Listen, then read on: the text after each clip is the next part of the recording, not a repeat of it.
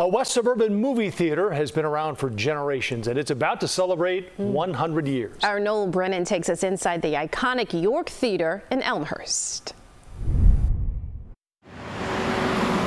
York Theater is a really interesting kind of gem of downtown Elmhurst. The seats are all fancy recliners now, and they're even heated. Yeah. But the York Theater in Elmhurst is still historic. We have grown and evolved with the times. Jim Toth is director of marketing for Classic Cinemas, caretakers of the York Theater since 1991. The community has always embraced the York Theater because it belongs to them. The theater has belonged to Elmhurst since the days of Buster Keaton.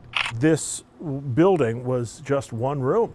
The one-room theater opened Labor Day weekend of 1924 with a silent film and live organist. It was called Lily of the Dust. The movie on the marquee would change over the years, but the experience did not. We saw E.T. here at the theater, and it was still the 900 seats, and it was still the sloped floor, and it was just an amazing experience. The theater has grown. York Theater now houses 10 different auditoriums. And its story goes on, even as the movie theater industry struggles to recover from the pandemic and SAG-AFTRA strike. This summer represents the first time that the theater business has seen positive growth in itself since before either of those events. In September, the theater will mark 100 years.